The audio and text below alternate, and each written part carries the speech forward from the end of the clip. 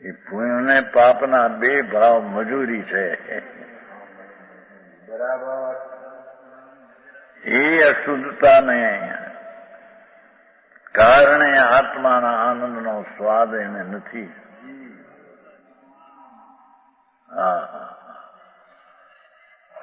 એમ નથી કહ્યું કે એને કર્મનું ઉદયનું જોર છે માટે તેને આનંદનો સ્વાદ આવતો નથી.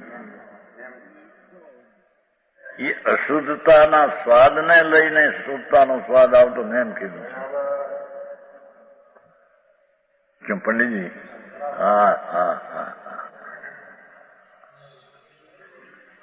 ભગવાનની વાણી તો વચનામૃત વિતરાગના પરમ શાંત રસમૂ ઔષધ જે ભવ રોગના કાયરને પ્રતિકૂળ વીર્યહીન કાયર નપુસકોને આકરા પડે.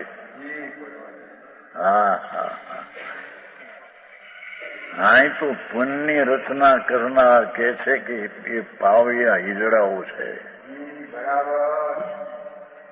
દયા દાન વ્રત તપ ને ભક્તિ પૂજાનો વિકલ્પ ઉઠે છે. એની રચના કરનારું વીર્ય એ વીર્ય નથી. જેમ નપુંસકને પ્રજા ન હોય હિજડાને, એમ શુભ ભાવમાં ધર્મની પ્રજા ન હોય. કેમ કે એ વીર્યની નપુંસકતા છે. વીર્ય ભગવાનનું એને કહીએ કે જેની શુદ્ધ સ્વભાવની રચના કરીને આનંદ આવે એને વીર્યની રચના કહેવામાં આવે છે.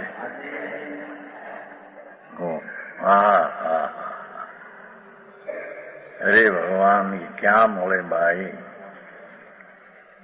એ પરમાત્માના ઘરની વાતો ખોવાઈ ગઈ. એ પુણ્યના પરિણામની વિકલ્પ ઝાળ એમાં ખૂંચાઈને માન્યું કે મેં કંઈક કર્યું છે, કંઈક કરું છું, કંઈક કરું. એવી ઝાળમાં ભરાઈ ગયેલો દુઃખી પ્રાણી એને આત્માના આનંદના વિરહ પીડ્યા છે.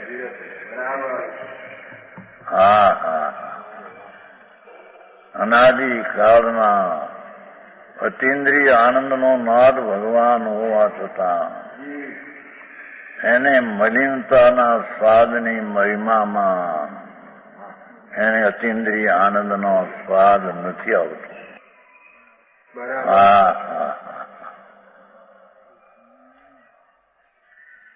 દેવીલાલભાઈ,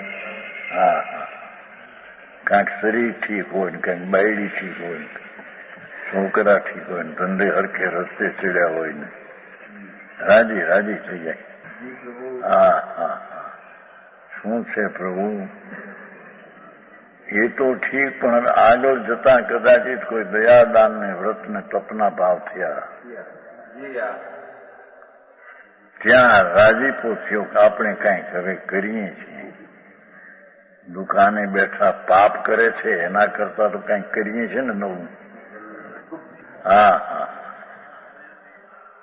પણ એ પણ પાપ ને ઠેકાણે પુણ્ય પણ પાપ જ છે. પવિત્રતાથી પ્રતીત કરાવે તે પાપ. છે ને પુણ્ય પાપના અધિકાર છેલ્લો. પવિત્રતા એવું આત્મા આનંદ એનાથી પ્રતીત થાય છે. એ શુભ ભાવથી શુદ્ધથી પ્રતીત થાય છે. આથી પાપ છે. સમય સારના પુણ્ય પાપના છેલ્લા અધિકારમાં છે.